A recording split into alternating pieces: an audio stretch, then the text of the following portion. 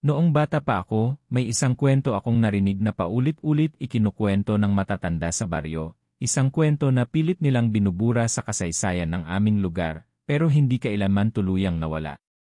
Kwento ito ng isang matandang lalaki na hindi halos nakikisalamuha sa tao, naninirahan sa paanan ng bundok na tinatawag naming Bundok Alitaptap.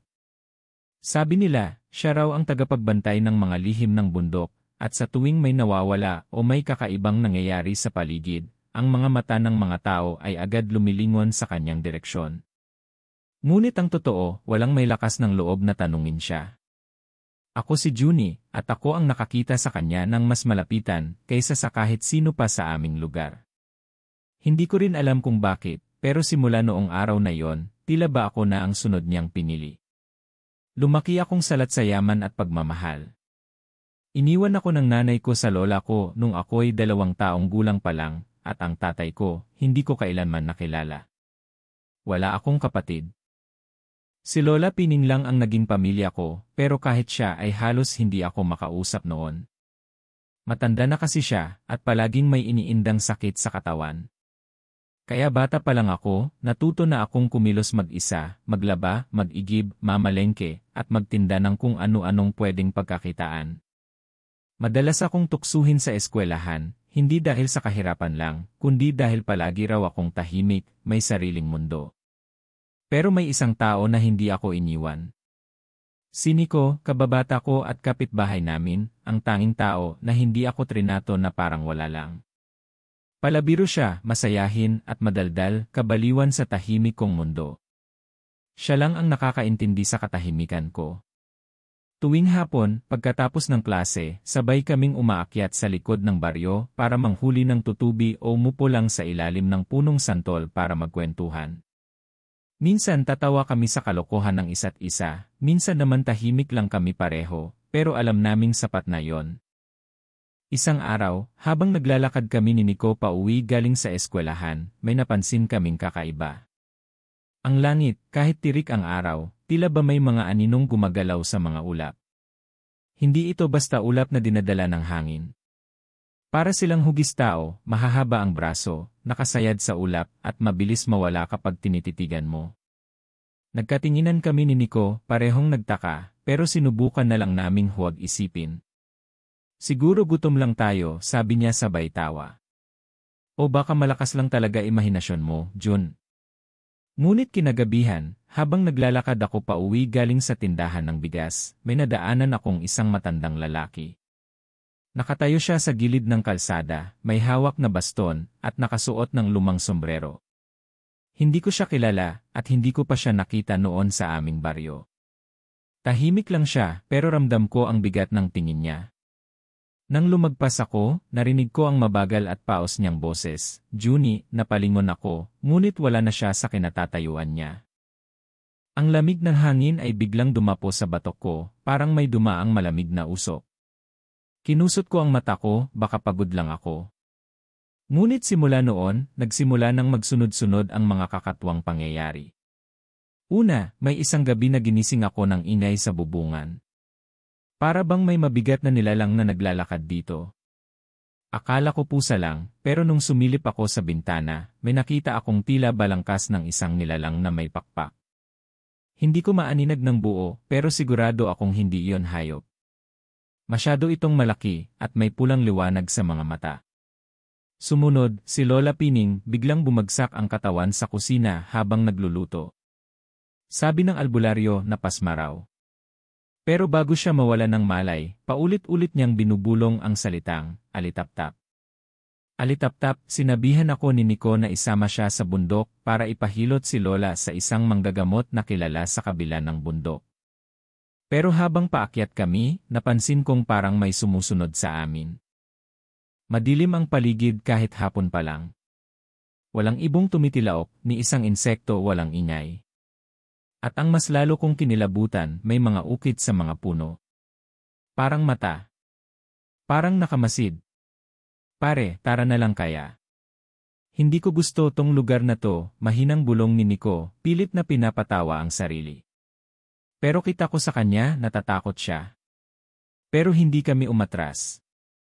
Gusto kong gumaling si Lola at wala kaming ibang paraan. Kaya tumuloy kami hanggang sa marating namin ang isang maliit na kubo sa paanan ng bundok. At doon ko siya nakita muli ang matandang lalaki. Hindi siya nagulat nang makita kami. Sa halip parang alam na niyang darating kami. Matagal ko na kayong hinihintay, bulong niya. Nagkatinginan kami ni Nico. Ako hindi makakilos. Si Nico, unti-unting umatras, pero tinapik siya ng matanda sa balikat. At sa sandaling iyon, parang nawala lahat ng takot ko. Napalitan ito ng kagustuhang malaman ang totoo. Junie, sabi niya, may connection ka sa bundok na to. At oras na para malaman mo ang totoo.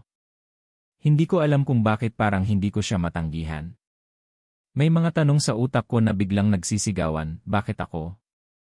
Ano ang connection ko? Ano ang ibig niyang sabihin? Ngunit bago pa siya makapagsalita, biglang umihip ang hangin ng napakalakas. Ang mga dahon biglang lumipad at ang liwanag ng araw, tila nilamon ng isang aninong hindi ko maipaliwanag. Tumayo ang matanda, tinaas ang kamay at sabay bulong ng mga salitang hindi ko maintindihan.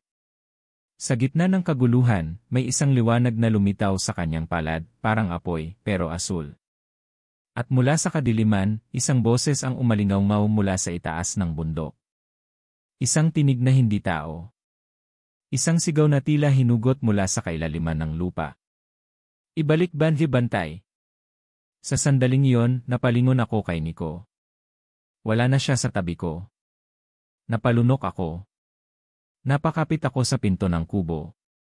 At sa harap ko, ang matanda, nakatitig sa akin na parang alam ang lahat ng sagot na hindi ko pa natatanong. Simula ngayon, sabi niya, ikaw na ang tagapagmana ng mga lihim. Ngunit bago ko pa man maitanong kung ano ang ibig niyang sabihin, bumukas ang lupa sa paanan ng bundok. At isang kamay, itim na parang abo, ang unti-unting lumilitaw mula rito. At doon nagsimula ang lahat. Noong gabing bumuka ang lupa at may lumitaw na kamay na itim na parang abo, parang tumigil ang oras sa paligid ko. Ang hangin ay hindi na gumagalaw. Ang mga dahon ay tila nakabitin sa ere. At ako, nakapako sa kinatatayuan ko, hindi alam kung tatakbo, sisigaw o lulusong sa kailaliman. Pero ang matandang tagapagbantay hindi na tinag. Inilabas niya mula sa loob ng kanyang barong ang isang kwintas na may nakalambit na tila basag na mutya, hindi ito makinang, pero may kakaibang liwanag na lumalabas mula sa basag na bahagi. Para siyang bitak ng langit sa gitna ng kadiliman. Hindi pa oras, bulong ng matanda, at sa sandaling sinabi niya yon, muling sumara ang lupa. Nawala ang kamay. Nawala ang boses. At bumalik ang hangin sa normal nitong daloy. Napaupo ako sa lupa, hinal at pawis ang bumalot sa katawan ko. Nanginig ako hindi dahil sa lamig, kundi dahil alam kong may mga bagay akong hindi pa dapat malaman, pero isa-isa na silang lumalapit. Nang pauwiin ako ng matanda, wala na si Nico sa kubo. Hinanap ko siya, sumigaw ako ng paulit-ulit, pero tanging mga alingaw-ngaw ng sariling tinig ang bumalik sa akin. Hindi ko alam kung iniwan niya ako o may ibang nangyari. Hindi rin sumagot ang matanda ng tanungin ko. Kinabukasan, umuwi akong mag-isa. Tahimik ang buong baryo. Walang bumati, walang nangumusta. Ngunit pagdaan ko sa tapat ng bahay ni Nico, sinulyapan ako ng kanyang nanay mula sa bintana, at mabilis na isinara ang kurtina. Parang ayaw na nila akong makita. Hindi ko maintindihan kung bakit. Lalong bumigat ang pakiramdam ko nang makita ko si Lola Pining nagising na, pero hindi na ako kinakausap. Nakatingin lang siya sa akin, para bang may takot o galit sa mga mata niya. Lola, mahinang tawag ko. Ayos ka lang po ba? Hindi siya sumagot. Ngunit nang akmang lalapitan ko siya, bigla siyang nagsalita, mas matalas kaysa sa dati. Lumayo ka, Junie. Napaatras ako. Ramdam ko ang pagkabasag ng puso ko sa malamig niyang pagtanggi. Ilang taon kaming magkasama, siya ang nagturo sa akin ng lahat, at ngayon, para bang hindi niya na ako kilala. Kinagabihan, muling bumalik sa panaginip ko ang matanda. Nakaupo siya sa gilid ng bangin, nakatanaw sa ilog na dumadaloy sa paanan ng bundok. Junie, may dahilan kung bakit ikaw ang pinili, Anya. Ang dugo mo hindi karaniwang dugo. Anong ibig mong sabihin, tanong ko. Ngumiti siya ng matipid, malungkot. Ang nanay mo, hindi siya basta iniwan ka. Tumakas siya. Biglang bumilis ang tibok ng puso ko. Buong buhay ko, ang alam ko, ay iniwan ako ng nanay ko dahil sa kahirapan o sariling kagustuhan. Pero tumakas. Mula sa kung sino. Sa isang nilalang na matagal nang gumigising. Isang aswang na tagapagmana ng dilim ang hinirang upang gisingin ang mga lilim. Ang nanay mo, Junie, ay tagapagmana rin pero pinili niyang tumalikod sa tadhana. Hindi ko alam kung paano tatanggapin ang mga narinig ko. Pero bago ako magising, iniabot niya sa akin ang basag na mutya. Hanapin mo ang nawawalang bahagi. Iyan lamang ang magpoprotekta sa iyo kapag dumating ang dilim. Nagising akong pawis na pawis. At nang lingunin ko ang aking kama, may nakapatong na piraso ng basag na bato sa unan ko, katulad ng nasa panaginip ko. Simula noon, mas lalo akong pinag-iwasan ng mga tao sa baryo. Ang mga batang dati nakikipaglaro, biglang lumilihis ng daan. Ang mga matatanda hindi na bumabati. Ang tanging lugar na tila hindi ako tinatalikuran ay ang bundok, kung saan ako unang nakaramdam ng takot at kalinawan sa parehong pagkakataon. Doon ko siya nakilala, isang nilalang na akala ko'y bahagi lang ng mga alamat. Isang diwatang nagtatago sa anyo ng isang matandang babae, may buhok na singputi ng ulap, at matang tila may ilaw sa ilalim. Junie, tawag niya habang ako'y nagpapahinga sa ilalim ng puno. Alam kong litong-lito ka, pero hindi ka nag-iisa. Isa rin ba kayong tagapagbantay, tanong ko. Hindi. Ako ang tagapagsiwalat. Tagadala ng mga katotohanan na pilit tinatago. At may dapat kang malaman, ang pagkawala ni Nico ay hindi aksidente. Nanlamig ako. Hanggang ngayon kasi walang balita sa kanya. Maging ang pamilya niya, tahimik na lang. Si Nico ay dinala sa kabilang mundo, isang daigdig sa likod ng ating mundo. Naroon ang mga nilalang na sumusuway sa likas na balanse. At isa sa mga yon, ang bumuhay sa sumpa ng lilim. Lilim, tanong ko. Sila ang mga aninong nilalang.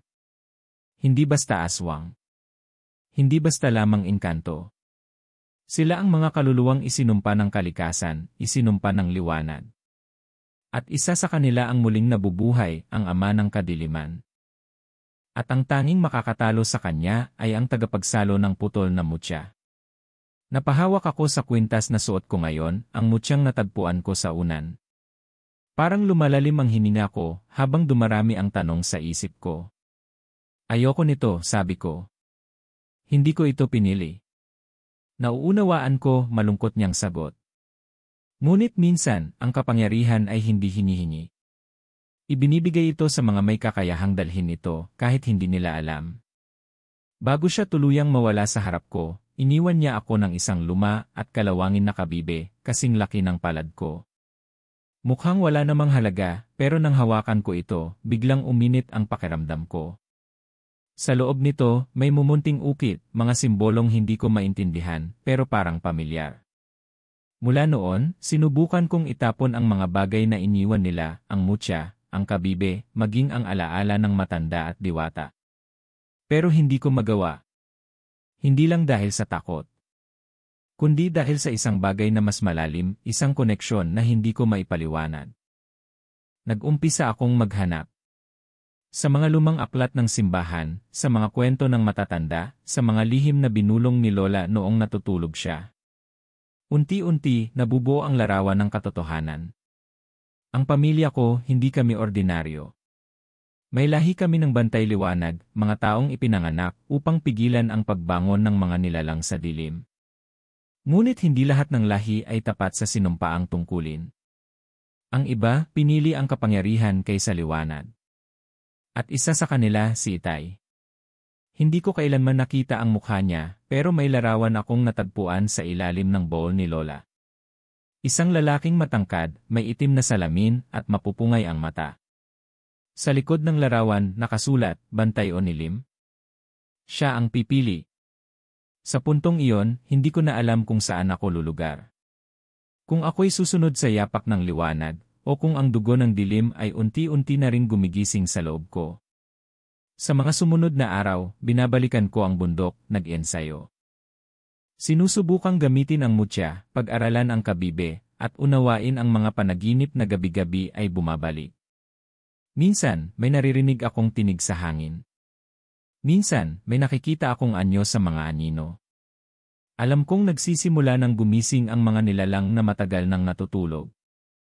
At isang gabi, habang nag-ensayo ako sa tabi ng batis, may narinig akong boses. Isang pamilyar na tinig. June, tulungan mo ako, napalingon ako. Si Nico. Pero ang anyo niya iba na. At doon ko napagtanto, ang tunay na panganib ay hindi lang nasa labas. Nasa loob din na sa puso ng mga taong mahal ko. At baka huli na ang lahat. Nang una kong makita si Nico muli sa tabi ng batis, para akong nanigas. Ang kaibigang kinalakhan ko, ang tanging taong naniwala sa akin noon, ngayon ay nakatayo sa gitna ng kadiliman, ibang-iba ang itsura. Ang balat niya ay maputla, parang wala ng dugo. Ang mga mata niya, hindi na yung dating masayahin at pilyo. Ngayon, madilim. Malalim. Parang may nakatira na sa loob ng katawan niya na hindi na siya. John. Tulungan mo ako, bulong niya muli, pilit iniabot ang kamay niya. Pero kahit gustuhin kong lapitan siya, may pumipigil sa katawan ko. Hindi lang takot, kundi isang bagay na mas matindi, isang pakiramdam ng pagtataksil. Bakit siya narito? Bakit parang bahagi na siya ng mga nilalang na sinusubukan kong labanan? Nico, halos pabulong kong tanong, nanginginig ang boses ko. Anong nangyari sa'yo? Hindi siya sumagot. Bagkus, lumapit siya ng isang hakbang. At doon ko nakita, may mga ugat na maitim sa kanyang leg. Gumagapang ito, parang buhay na tali, papunta sa kanyang mga mata. Hindi mo maintindihan, John. Lahat ng ito para sa'yo. Para sa akin. Ano nang ibig niyang sabihin? Lalong nagulo ang isip ko. Buong akala ko, biktima siya. Pero sa bawat salitang sinasabi niya, lalo akong nababahala na baka pinili niyang sumanib sa dilim. Muli siyang sumigaw, mas malakas na ngayon, at sa isang iglap ay lumitaw ang mga itim na aninong parang aso, mga nilalang na mababa, may mahahabang kuko, at pulang-pula ang mga mata. Isa-isa silang gumapang mula sa kakahuyan, dahan-dahang pinalilibutan ako. Hindi ko alam kung anong gagawin. Tumakbo ba ako? Lumaban? Pero hindi ko pa alam kung paano gamitin ng maayos ang mutya. Hawak ko lang ito, nakalambit sa kwintas ko, pero wala pa akong tunay na alam kung paano ito pinapagana. At sa gitna ng kaguluhan ng utak ko, biglang lumiwanag ang mutya. Isang malamig pero matatag na liwanag ang bumalot sa akin, at biglang umatras ang mga anino, waring nasaktan. Si Nico, napaatras din pero bago siya tuluyang maglaho sa dilim, may sinabi siya na hindi ko makakalimutan, ang ginawa nila sa pamilya mo, hindi mo pa alam ang kalahati. Kapag nalaman mo, baka piliin mong sumama sa amin. At nawala siya. Kasama ang mga nilalang na anino, at iniwan akong mag-isa, humihingal, puno ng takot at tanong. Kinabukasan, hindi ako makausap. Lalo lang akong tahimik sa harap ni Lola Pining. Pero sa kaloob-looban ko, nararamdaman ko na may malaking bahagi ng pagkatao ko na hindi ko pa alam. At para maintindihan ito, kailangan kong harapin ang sakit ng nakaraan. Pumunta ako sa lumang bowl ni Lola sa ilalim ng papag. Doon ko muling hinanap ang lumang litrato ni Itay. Sa likod nito, maliban sa nakasulat na bantay o nilim, may isa pang papel na nakatiklop. Nang buksan ko, halos mabitawan ko ito sa pagkaluma. Sulat kamay at ang tinta ay halos kupas na. Anak, kung nababasa mo ito, malamang ay malapit nang gumising ang kadiliman. Pinili kong lumayo, hindi dahil iniwan kita, kundi dahil nais kitang iligtas. Ang dugo natin ay hinati ng tadhana, kalahating liwanag, kalahating anino. Pero ikaw ang huling pag-asa kung pipiliin mo. Hindi ko alam kung galing ito kay nanay o kay Itay. Pero sapat na ang laman nito para mawasak ako sa loob. Ako? Huling pag-asa. Hindi ba't ako nga itong palaging tapon, palaging tinatalikuran? Kahit si Lola, na siyang kinapitan ko buong buhay ko, ngayon ay hindi na ako matingnan sa mata. May gabing habang natutulog si Lola, narinig ko siyang umuungol sa panaginip. Huwag ninyong kunin si Junie, huwag hindi siya kagaya ng kanyang ama, nagising siya ng bigla, pawis na pawis, at nang makita niya akong nakaupo sa paanan ng kama, halos mapasigaw siya. Anong ginagawa mo rito? Lola, anong ibig mong sabihin sa panaginip mo? Ano ba talaga ang nangyari kay Itay? Tahimik siya. Ilang minutong wala siyang sinabi. Hanggang sa wakas, tumulo ang luha sa gilid ng kanyang mata. Ang ama mo hindi siya masama noon. Pero nung tinanggap niya ang kapangyarihan mula sa bundok, unti-unti siyang nagbago. Nagsimulang mawala ang liwanag sa kanyang mata. Isang gabi, bumalik siya, dala ang isang katawan, hindi ko alam kung tao pa ba siya. Bakit hindi mo sinabi sa akin noon pa? Dahil mahal kita. At ayokong isipin mong ikaw ay bunga ng kadiliman. Parang tinuhog ang puso ko sa sinabi niya. Pero sa halip na linaw, lalong nadagdagan ang dilim sa isipan ko. Lumipas ang mga araw na parang wala akong direksyon. Hindi ko na alam kung sino ang kaibigan, sino ang kalaban. Hindi ko alam kung kanino ako kakampi. May mga pagkakataong gusto ko na lang tumakas, iwan ang lahat. Pero tuwing naiisip ko si Nico, at kung anong sinapit niya, bumabalik ang apoy sa dibdib ko. Isang gabi, habang naglalakad ako pauwi, may narinig akong kaluskos mula sa likuran ng simbahan. Nang sinilip ko ito, may nakita akong albularyong nakasuot ng itim, may hawak na baston na gawa sa puno ng santol. Hindi ko siya kilala, pero para bang kilala niya ako. Junie, kanina pa kita hinihintay. Bakit ako? Dahil nararamdaman ko ang paggalaw ng liwanag at dilim sa loob mo. At bago pa mahuli ang lahat, kailangan mong malaman ang totoo. Inilabas niya mula sa kanyang bayong ang isang lumang balangkas ng espada. Sa loob nito, may nakalagay na laman ng kaluluwa, isang manipis na hibla ng liwanag na parang usok. Ito ang huling bahagi ng iyong mutya. Pinaghiwa-hiwalay ito upang hindi ito mahanap ng mga lilim. Pero ngayon na muling nabubuhay ang ama ng kadiliman, kailangan mo itong buuin. Nang hawakan ko ang balangkas ng espada, biglang sumakit ang ulo ko. Mga alaala na hindi akin ang biglang pumasok, larawan ng digmaan sa bundok, mga nilalang na sumisigaw, at isang batang umiiyak habang kinukuha mula sa kanyang ina. Ako ang batang iyon. Anong ibig sabihin nito? Tanong ko, halos mawalan ng hininga. Ang kapangyarihan mo ay hindi lang mula sa iyong dugo. Ikaw ay sinumpang kaluluwa na muling isinilang sa katawan ng tao. At ang mga nilalang ng dilim, ikaw ang kailangan nila para magtagumpay. Pero ayoko. Hindi ako isa sa kanila. Totoo. Pero hindi sapat ang ayaw. Kailangan mong pumili. At bago siya tuluyang umalis, iniwan niya sa akin ang balangkas at isang piraso ng uling na parang bato. Kapag dumilim ang buwan, maghanda ka. Darating sila. Ngayon, bawat gabi ay parang bangungot.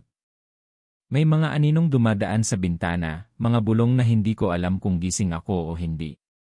May isang beses pang ang nakita ko si Lola na nakatayo sa labas ng bahay, nakatingin lang sa langit, parang inaantay ang isang bagay. At kagabi, may iniwan siyang liham sa lamesa bago siya nawala. Junie, patawad. Pero kailangan kong harapin ang mga nilalang na minsang kinasangkutan ng iyong ama. Baka hindi na tayo magkita. Pero tandaan mo, anak kita. At nasa iyo ang lakas ng liwanag kung pipiliin mo. Hawak-hawak ko ngayon ang liham habang nakaupo sa ilalim ng punong santol kung saan kami ni Nico madalas tumambay noon. Hindi ko alam kung tama pa bang umasa. Hindi ko alam kung kaya ko pa.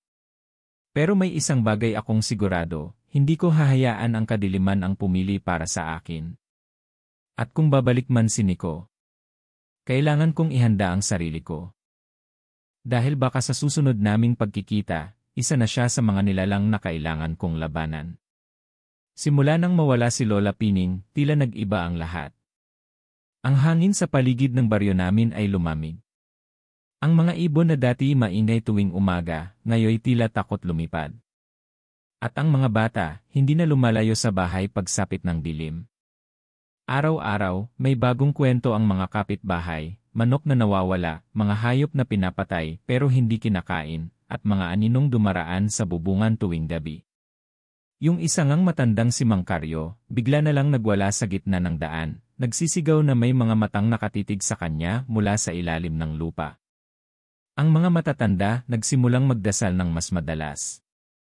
Ang mga kandilang luma muling sinindihan sa mga altar. Pero kahit gaano sila manalangin, may bumabalot na takot sa buong lugar, at alam kong may kinalaman ako ron. Ang mutyang isinama ko mula sa albularyo ay lalo pang lumalakas ang sinag tuwing gabi. Pero may kapalit iyon, bawat liwanag nito, may kirot akong nararamdaman sa dibdib. Para bang unti-unti, may bahagi ng pagkatao kong hinuhugot kapalit ng kapangyarihan. Siniko, simula nung huling pagkikita namin, hindi na muling nagpakita. Pero sa bawat panaginip, nandun siya, nakatingin lang, hindi kumikibo, habang unti-unting bumabalot ang usok sa buong paligid. May mga gabing nagigising akong basang-basa ng pawis, at sa kisam ng aking kwarto, tila may aninong nakadungaw. John, kailangan mo nang maghanda, sabi ng albularyo isang gabi nang muli kaming magkita sa gubat. Bitbit niya ang isang sako ng mga halamang gamot, at may bago siyang kasama, isang babaeng tila hindi tumatanda, may mahabang buhok at malamlam na mata. Si Laya. Isang diwata ng hangin. Siya ang magtuturo sa iyo ng pangangalaga sa sarili. Tahimik lang si Laya. Hindi siya umingiti, pero sa mga galaw ng kanyang kamay at sa bawat paghipan ng hangin na sumusunod sa kanya, alam mong makapangyarihan siya. Tao ka, Jun. At kahit may dugo ng liwanag at dilim sa iyo, kailangan mo pa ring matutong kontrolin ang sarili mo. Hindi lahat ng lakas ay dapat gamitin. Ang hindi kontroladong kapangyarihan ay parang apoy sa loob ng bahay, pwedeng magbigay init, pero pwede ring magpabagsak. Ilang araw akong sinanay ni Laya at ng albularyo. Tinuruan nila akong huminga ng maayos, gamitin ang pakiramdam kaysa mata. Tinuruan din akong gumamit ng mga dahon, langis, at asin upang makagawa ng panangga laban sa mga nilalang na nagtatago sa dilim. Pero sa kabila ng mga paghahandang iyon, may isang bagay na hindi nila maibigay, kumpiyansa. Kasi kahit gaano ako magsanay, kahit ilang beses kong paulit-ulit na pinapaikot ang mutya, may bahagi pa rin sa akin ang natatakot. Hindi sa mga nilalang. Hindi sa aswang. Kundi sa katotohanan na baka, sa bandang huli, ako rin ay maging isa sa kanila. Isang gabi, habang nagpapahinga sa tabi ng ilog, biglang bumaluktot ang liwanag ng buwan. Sa halip na maputing liwanag, naging mapula ang sinag nito. Tumingin kami ni Laya sa langit, at sabay kaming napabangon. Dumating na siya, bulong niya. Ang ama ng kadiliman? Hindi pa. Pero isa sa kanyang mga tagapagbantay. Isang nilalang na nabubuhay sa panaginip ng mga tao. Kinabukasan, kumalat ang balita. 5 bata ang sabay-sabay na hindi nagising mula sa pagtulog. Gising ang mga mata nila pero parang nawala ng kaluluwa. Nakahiga lang, nakatitig sa kisam, humihina pero hindi gumagalaw. Ang mga magulang nila umiiyak sa gitna ng kalsada. At ang mga tao, isa-isa nang nagsisisi, bakit hindi sila naniwala sa mga babala? Bakit nila tinawanan ang mga albularyo noon? Ako man, hindi ko alam ang sagot. Pero isang bagay ang sigurado ko, wala nang ligtas na lugar. Kahit tulog, maaaring atakihin. Kahit wala sa gubat, maaaring saktan. Kaya't ako at si Laya, sinimulan na ang mas mabigat na pagsasanay. Bumalik kami sa paanan ng bundok kung saan minsang nakita ang lumang bantay, isang matandang nilalang na sinasabing tagapagtago ng mga lihim ng kalikasan. Nakatayo pa rin ang matandang kubo, kahit wasak at halos nilamon na ng mga baging. Sa loob nito, nakita namin ang isang ukit sa pader, isang mata na may apoy sa gitna. Nandito ang susi, sabi ni Laya, sabay turo sa ilalim ng sahig. Hinukay namin yon, at doon namin nahanap ang isang bagay na matagal nang nakatago, isang sibat na yari sa buto ng diwata. Maliit ito, parang kutsilyo, pero sa tuwing hahawakan ko, parang may mainit na daloy ng enerhiya sa loob ko. Ang sibat na ito, hindi para pumatay. Para ito sa pagbura ng sumpa. Pero masakit. Sa'yo. Sa kanila. Gagamitin mo lang kapag handa ka ng iwan ng lahat. Ano nang ibig mong sabihin? Kapag ginamit mo ito, hindi ka na makakabalik sa pagiging ordinaryo. Ikaw na ang magiging tagapagbantay. Natahimik ako. Mula pagkabata, ang pangarap ko lang ay ang maging normal. Ang magkaroon ng buhay na tahimik. Pero ngayon, narito ako, bitbit ang kapangyarihang hindi ko naman hiniling, at tinutulak ng tadhana sa labanang hindi ko alam kung makakaligtas pa ako. Dumating ang gabi ng dilim, isang gabi kung saan hindi sumikat ang buwan. Lahat ng ilaw sa baryo, kahit kandila, ay biglang namatay. Ang mga aso, tahimik. Wala ni isang huni ng kuliglig. Parang patay ang mundo. At mula sa kakahuyan, nagsimulang lumabas ang mga nilalang ng kadiliman. Una, ang mga aninong gumagapang. Sumunod, ang mga mukhang walang mata, mga bibig na nakanganga na tila nagugutom sa kaluluwa.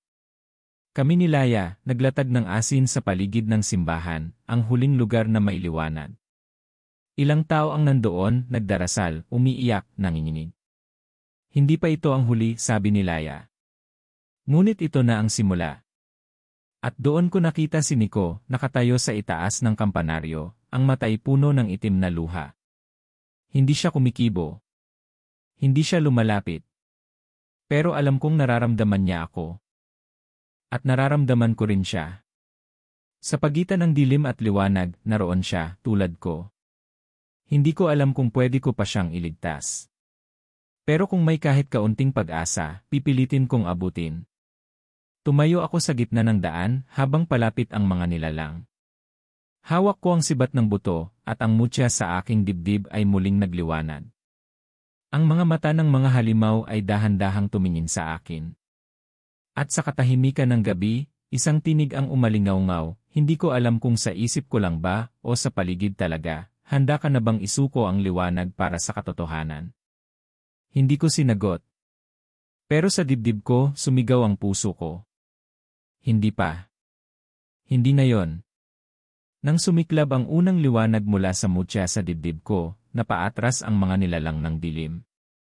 Parang mga hayop na tinamaan ng init, sumigaw sila ng kakaibang tunog, hindi iyak, hindi galit, kundi parang kirot na galing sa kailaliman ng kaluluwa. Pero hindi sila tuluyang nawala. Sa halip, umatras lang sila sa anino, na natiling nakapaligid sa akin. Nakabantay. Naghihintay. Si Laya na natiling tahimik sa tabi ko. Pero ramdam kong may hindi siya sinasabi. Tuwing titingin siya sa akin, hindi na katulad ng dati. May lungkot. May pag-aalinlangan. At si Nico nandoon pa rin sa taas ng kampanaryo. Hindi gumagalaw pero hindi rin umaalis ang tingin niya sa akin. Laya, mahina kong tanong habang patuloy akong nakaharap sa mga nilalang, ano ba talaga ang meron sa akin? Bakit parang sila rin ay natatakot sa akin? Hindi agad siya sumagot. Pero paglingon ko sa kanya, nakapikit na siya at may mga salitang binubulong. May anyo siya ng isang taong pilit na ikinukubli ang isang bagay. Laya, ulit ko, mas madiin ngayon. Tumigil siya sa pagbubulong. Dahan-dahang dumilat ang mga mata niya at doon ko nakita ang isang bagay na hindi ko kailanman inaasahan. Sa loob ng kanyang mga mata may liwanag. Pero may bahid din ng dilim. Laya. Anong meron sa'yo? Huminga siya ng malalim. John. Patawad. Matagal ko na sanang gustong sabihin sa'yo. Pero natakot ako. Natakot ako na kapag nalaman mo, baka itulak mo ako palayo. Baka hindi mo na ipagpatuloy ang laban. Sabihin mo na. Hindi ako ipinadala ng mga diwata para tulungan ka. Ako'y dating tagapagbantay ng ama ng kadiliman. Parang biglang nahulog ang paligid sa katahimikan. Ang mga tunog ng gabi, ang hangin, ang pintig ng puso ko, lahat parang tumigil. Anong ibig mong sabihin? Niloko mo ako. Hindi, sagot niya agad, namumuo ang luha sa kanyang mga mata. Tumalikod ako sa kanya. Matagal na. Matapos kong makita kung gaano kabangis ang kanyang mga plano, lumayo ako. Nagtago. At nakita ko sa iyo ang pag-asa, ang posibilidad na kaya mong wakasan ang sumpa sa mundong ito. Napatigil ako. Hindi ko alam kung dapat ba akong magalit o maawa. Pero higit sa lahat, ang bumalot sa akin ay pagkalito. Bakit mo ako tinuruan? Bakit mo ako tinulungan kung dati ka ring nasa kanila? Tulad mo, John. Ako rin ay bahagi ng parehong kadiliman. Pero pinili kong lumaban. At ikaw ang isa sa ilang kayang pumili din dahil ikaw ay anak ng dalawang magkaibang mundo. Hindi ko na alam kung alin sa mga sinabi niya ang dapat paniwalaan. Pero bago pa ako makapagsalita, may naramdaman kaming malakas na pagyanig mula sa lupa. Parang may nagigising sa ilalim ng daigdig. Tumalon mula sa bubong si Nico, bumagsak sa lupa sa harap ko. Ang mga mata niya ngayon ay parehong mapula. Ngunit kahit ganun, may luha sa gilid ng mga mata niya. John. Nagsimula na. Anong nagsimula? Ang pagbukas ng pintuan sa ilalim ng bundok. Ang huling selyo. Kapag tuluyan nang nabuksan iyon, hindi na tayo makakabalik. Napalunok ako. Hindi ba't ikaw ang kasama nila? Hindi ko na alam kung nasaan ako ngayon, bulong niya. May bahagi sa akin ang naniniwala pa rin sa tin. Pero may bahagi rin sa akin na pagod na. Kung ganon, bakit ka bumalik? Dahil gusto kong makita kung ano ka na ngayon. Kung ikaw ba talaga ang kayang tumapos sa lahat ng ito? Dahil kung hindi baka wala ng ibang makakaya. Bumalik ang mga anino. Mas marami na ngayon. At sa gitna nila, may lumitaw na bagong nilalang, isang babae, puting-puti ang balat, mahaba ang buhok, at may 3 mata. Junie, bulong niya, at napako ako sa kinatatayuan ko. Kilala ko ang tinig na yon. Hindi maaaring magkamali. Nanay. Ngumiti ang babae. Hindi mainit. Kundi malamig parang hangin mula sa puntod. Matagal ko nang inaasahan ang araw na ito, anak. Impossible. Patay ka na. Sabi nila iniwan mo ako. Hindi ako namatay. Dinala nila ako. Ginamit. Pinilit akong maging bahagi ng kadiliman. At ngayon, nandito ako hindi para saktan ka, kundi para ipaalala sa'yo kung sino ka talaga. Ano nang ibig mong sabihin? Tumingin ka sa paligid mo, Junie. Laya. Nico. Lahat sila ay may bahaging hindi mo kayang kontrolin. Pero ikaw ang anak ng selyo. Sa dugo mo naroon ang susi. Susi sa ano? Sa pagbubukas. At sa pagsasara. Bigla akong napaluhod. May matinding kirot sa dibdib ko. Ang mutya sa aking leeg ay biglang nagliyab at mula roon, isang anyo ng apoy ang lumitaw, hindi nakakapasok, hindi rin lumalayo. Parang sumasayaw sa pagitan ng liwanag at dilim. Anak ka ng liwanag pero isinilang sa ilalim ng anino, patuloy ng babae. At ngayon, kailangan mong pumili kung aling daan ang tatahakin mo. Dahil sa sandaling buksan ang huling pinto, hindi ka na basta tao. Gusto kong magsalita. Gusto kong sumigaw. Pero hindi ko alam kung ano pa ang totoo. Si Nanay, si Laya, si Nico, lahat sila ay may mga lihim. At ngayon, ako ang nasa gitna ng lahat. Ang simbahan na kanina'y panandali ang naging kanlungan, unti-unti nang nasusunog. Ang mga kandila hindi na sumisindi. Ang mga tao, isa-isa nang nawawala, nilalamon ng anino. At sa gitna ng kaguluhan, narinig kong muli ang tinig na minsan ko nang narinig sa panaginip. John. Ang katawan mo ay lalagyan lamang. Ang tunay mong anyo ay magigising kapag handa ka na. Tumayo ako, nanginginig. Hawak ko pa rin ang sibat. At sa harap ko, naghihintay si Nico, si Laya, at si Nanay, 3 nilalang na bahagi ng kasaysayan ko, ng sakit ko, ng katotohanang unti-unti ko nang tinatanggap.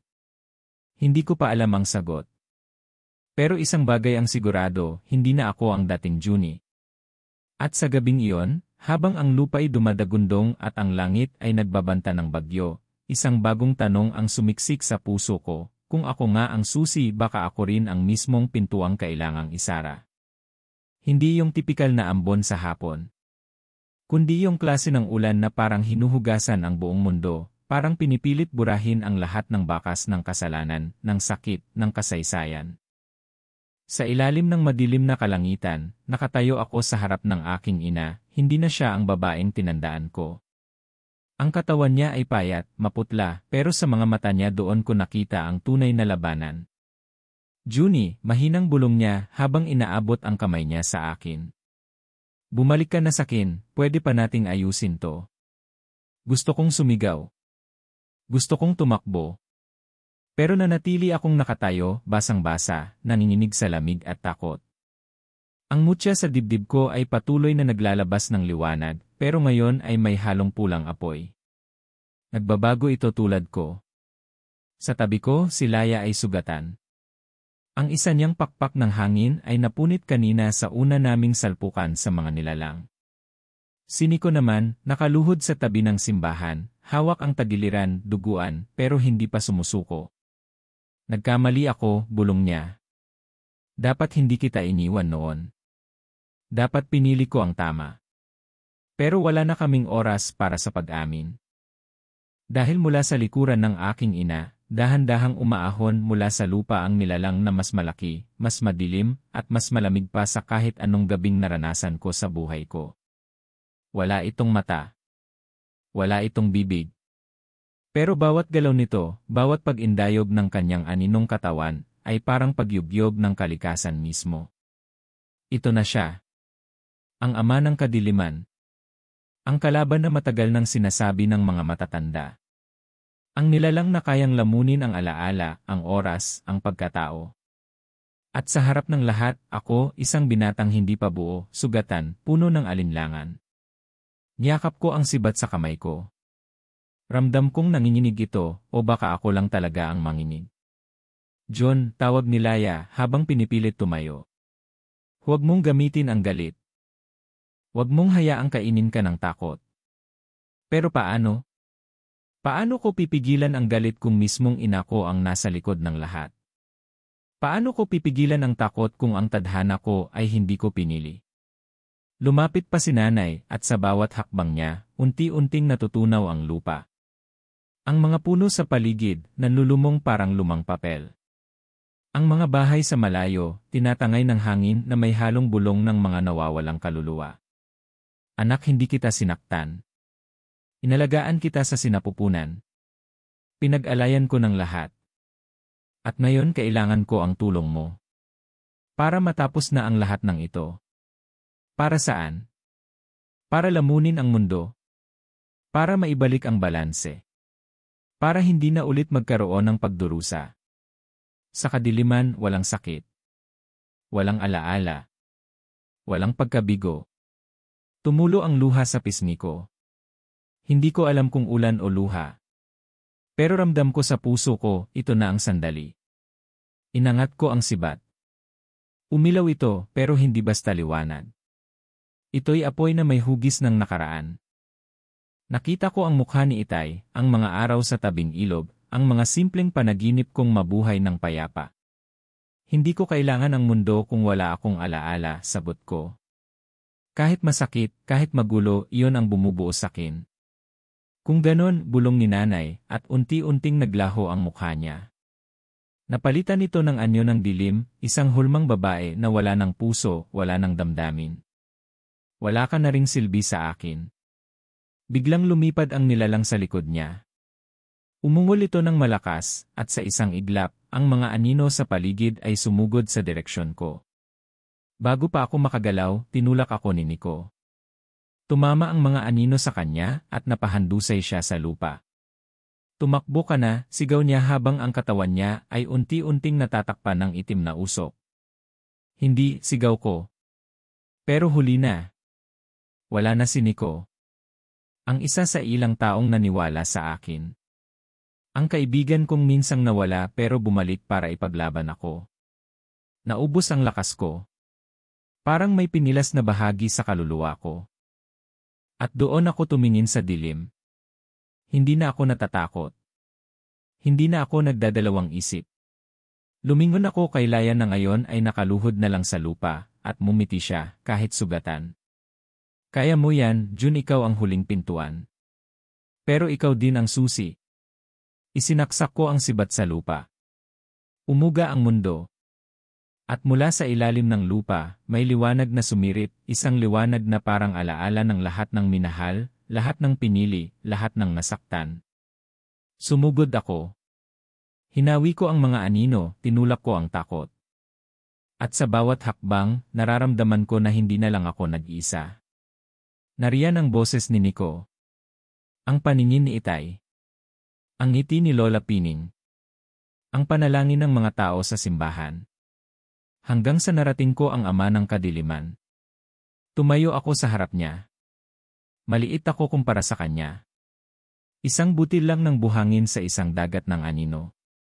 Pero ako'y buhay. Ako'y totoo. Hindi mo kami kayang kainin, sigaw ko, at itinulak ko ang sibat pataas. Tumama ito sa dibdib ng halimaw. Sa simula'y parang walang epekto. Pero ilang segundo pa lang, nagsimula na itong umuga, pumulupot, sumigaw sa isang tinig na parang libo-libo ang pinanggagalingan. Hindi ito galit. Kundi karot. Parang unang beses itong nakaramdam. Ang katawan niya'y pumutok sa liwanag. Ang paligid ay tinangay ng isang puting hangin.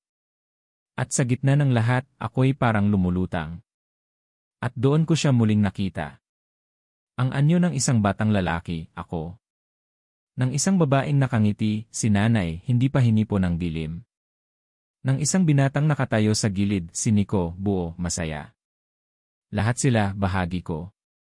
At bago tuluyang pumutok ang liwanag, narinig ko ang isang bulong, mula sa isang tinig na hindi ko na matukoy kung akin o kanila, bawat liwanag, may kapalit. At minsan, ang bayad ay ang sarili. Pagmulat ng mata ko, umaga na. Wala nang halimaw. Wala na ring simbahan. Ako lang nakatayo sa gitna ng isang bagong lupa. Tahimik. Payapa. Pero alam kong hindi pa tapos. Dahil sa puso ko, may isa pang bulong na naiwan. May isa pang pintuang hindi mo pa nabubuksan. Pagkalipas ng matagal na katahimikan, saka lamang ako tuluyang bumuntong hininga. Wala na ang simbahan, ang mga anino, ang ama ng kadiliman. Nakatayo ako sa gitna ng isang lupaing tila na numbalik sa unang anyo, berde, sariwa, at mapayapa. Pero hindi ito masayang tagumpay. Hindi ito parang mga kwento sa pelikula na matatapos sa palakpakan. Kasi alam ko may nawala. May mga hindi na babalik. Humakbang ako. Paunti-unti. Parang bata ulit na natutong lumakad. Ramdam ko pa rin ang bigat ng mga nangyari. Ang sibat sa kamay ko, wala na. Nawala ito kasabay ng liwanag. Pero ang init sa dibdib ko, nananatili. Ang mutya naging bahagi na ng puso ko. Nakita ko si Laya, nakaupo sa gilid ng burol, nakatingin sa langit na unti-unting bumabalik ang kulay. Sugatan pa rin siya, pero buhay. Nang makita niya akong lumapit, napangiti siya, mahina, mapait, pero totoo. Buhay ka, sabi niya. Buhay tayo, sagot ko, at umupo ako sa tabi niya. Tahimik lang kami saglit. Pinapanood ang liwanag sa pagitan ng mga dahon. Pero sa likod ng katahimikan, may bigat na nakabitin sa pagitan naming dalawa. Kaya ako na ang nagsalita.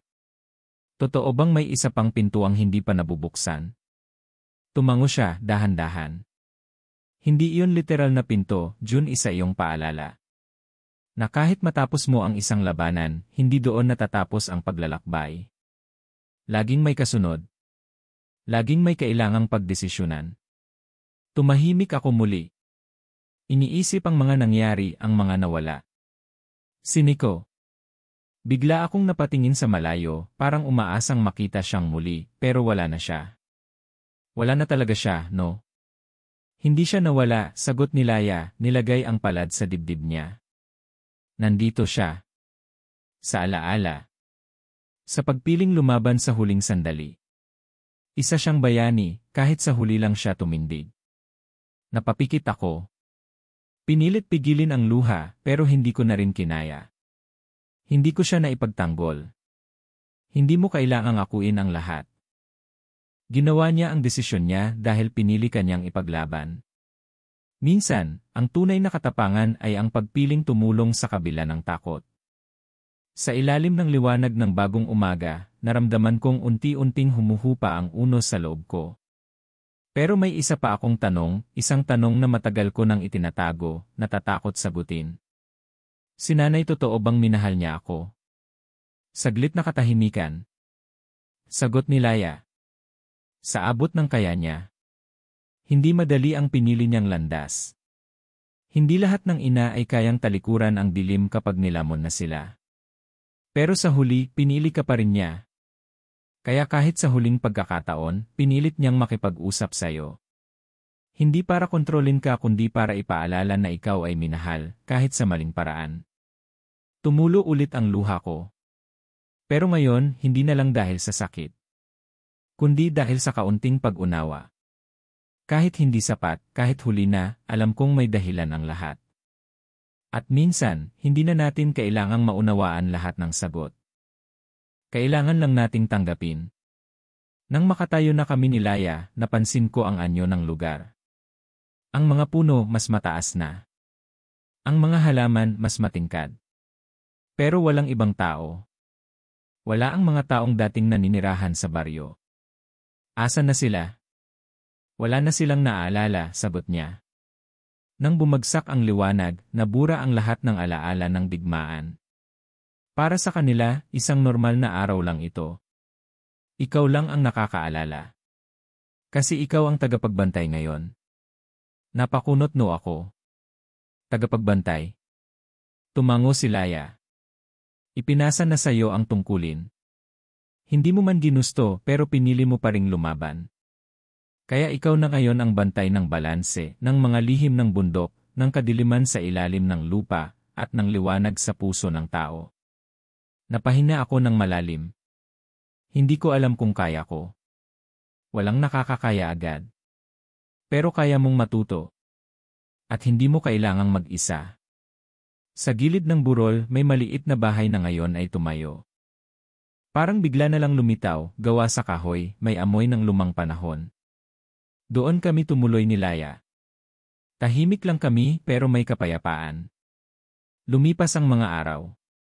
Ilang beses akong bumaba sa baryo pero wala na talagang nakaalala sa akin. Hindi na nila ako kinikilala.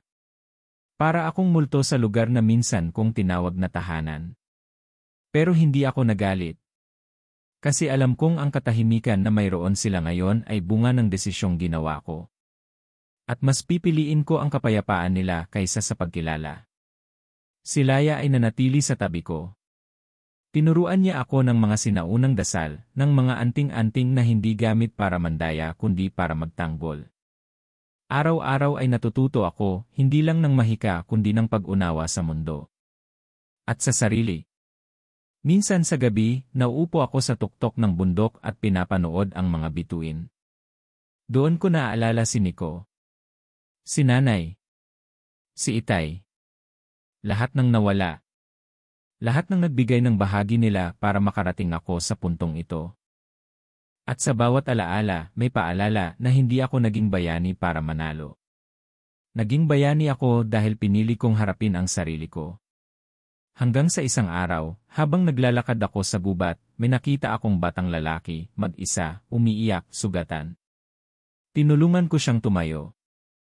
At nang hawakan ko ang balikat niya, may naramdaman akong pamilyar sa kanya. Hindi mukha. Hindi tinig. Kundi lakas ng loob. Anong pangalan mo? Tanong ko. Si Nico po, sagot niya, mahina pero may ningning ang mga mata. Napangiti ako. Hindi ko alam kung pagkakataon lang. O tadhana. O isang paalala mula sa kung saan. Pero alam ko isang bagay, ang liwanag ay laging babalik, kahit gaano pa kahaba ang gabi.